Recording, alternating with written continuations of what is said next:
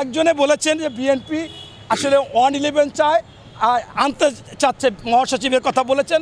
স্পষ্ট আমি চোখের সামনে দেখতেছি এই অন্তর্বর্তীকালীন সরকারের মধ্যে কিছু লুবি যারা দল গঠন করে আবারও ক্ষমতায় আসতে চায়, তারা দেশ নিয়ন্ত্রণ করতে চায়, তাদের জন্য 111 আসার সম্ভাবনা আছে, কিন্তু আমাদের জন্য না। আমরা কখনো এটা চাই না।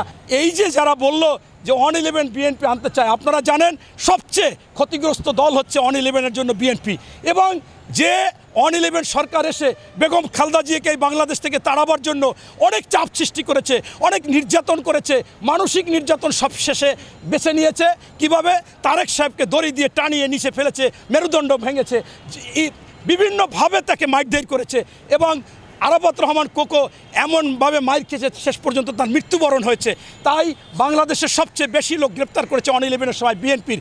এবং বিএনপিকে যে কোনোভাবে এই মাইনাস করতে চেয়েছিল, সেইখানে কোনোভাবে সেই বিএনপি আবার 111 আনবে, এটা হাস্যকর।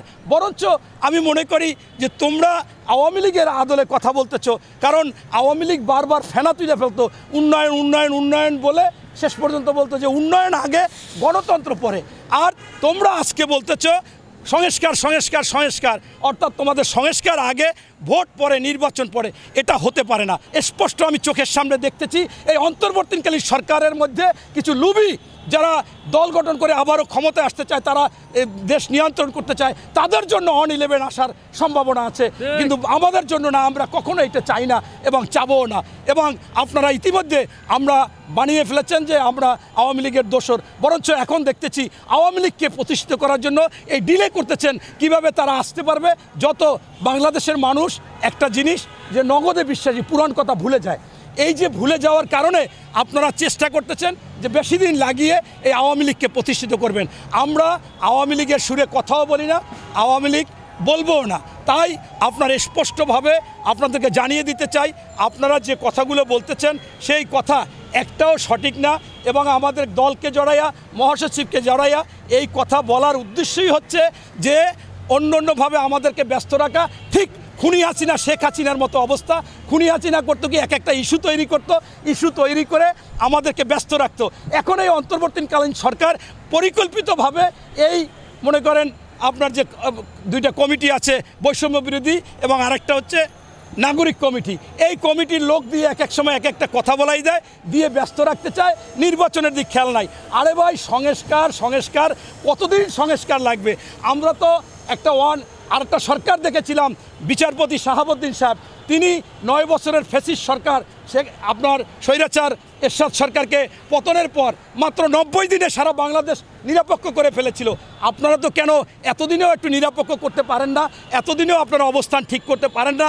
তাই আমরা বুঝে গেছি, জনগণ বুঝে গেছে। জনগণের আশা আকাঙ্ক্ষা ছিল প্রথমেই যে এই বাংলাদেশে ফ্যাসিস্ট, স্বৈরাচার, লুটেরা, দুর্নীতিবাজ এবং যারা সুশাসন, সুনীতি সব নষ্ট করেছে, যারা এই কোর্ট সেই কোর্ট তাদের পেডিকোট বানিয়ে ফেলেছিল, ফরমাইশি রায় দিত, কথায় কথা মামলা করতো, গ্রেপ্তার করতো, গুম করতো, খুন করতো, সেখান থেকে রক্ষা পাওয়ার জন্য প্রথমেই আওয়ামী লীগকে আপনারা গ্রেপ্তার করবেন, বিচার করবেন, সেইটা করেননি।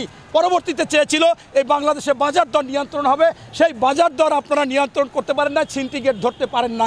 এরপরে আপনারা আইন শৃঙ্খলা এখনও সব জায়গায় ঘুষ চলতেছে, সব জায়গায় দুর্নীতি চলতেছে এবং যেখানে যায় তারা এদের সাথে কোনো না কোনোভাবে জড়িত। তাই আপনার স্পষ্টভাবে এরা লুটেপুটে খাওয়া জন্যই আজকে চাচ্ছে নির্বাচন না দিয়ে এবং সকলের সাথে সমঝোতা করে থাকতে চাচ্ছে এবং থাকতেছে। জনগণের আশা আকাঙ্ক্ষা যেগুলো দ্রুত দরকার ছিল সেইগুলো নিয়ন্ত্রিত হয়নি।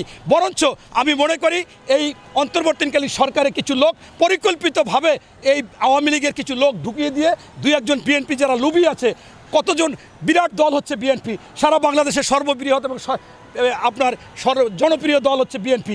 এখানে প্রায় 2000 তারেক সাহেব বহিষ্কার করেছে। তাদের সাথে এই দখলবাজ, চাঁদাবাজ, সন্ত্রাসী লুটপাট করতেছে আর বিএনপির দোষ দিতেছে। আমি স্পষ্টভাবে জিজ্ঞাসা করতে চাই এই অন্তর্বর্তীকালীন সরকারের কাছে, আপনাদের উদ্দেশ্য কি? তারেক রহমান সাহেব বারবার 5ই আগস্টের পর বলেছে যে সন্ত্রাসীরা কোনো দল নাই, তাদের গ্রেপ্তার করেন, তাদের আইনের আওতায় আনেন, তাদের বিচার করেন। আপনারা বিচার করতেছেন না, আপনারা তাদেরকে ধরতেছেন না, আপনারা এইগুলো না করে বরঞ্চ এইগুলো অপপ্রচার করতেছেন। এর মানেই হচ্ছে আপনাদের গভীর ষড়যন্ত্র এবং বিএনপিকে ছোট করার জন্য, বিএনপিকে বিতর্কিত করার জন্য আপনারা এই সন্ত্রাসীদের আপনারা উৎসাহিত করতেছেন, তাদের গ্রেপ্তার করতেছেন না, আপনারা দখলবাজদের গ্রেপ্তার করতেছেন না, আপনারা সিন্ডিকেট ভাঙতেছেন না, আপনারা বাজার দর নিয়ন্ত্রণ করতেছেন না। এখান থেকে আমি জনগণের উদ্দেশ্যে বলতে চাই, প্রিয় জনগণ, প্রিয় মানুষ, আপনারা জেনে রাখেন যে এই বর্তমানে আইন শৃঙ্খলা বাজার দর নিয়ন্ত্রণের দায়িত্ব হচ্ছে এই সরকারের। এই সরকার যদি না করে তাহলে অবশ্যই তাদের মধ্যে একটা পরিকল্পনা আছে যাতে আমাদের বিএনপির ক্ষতি হয়।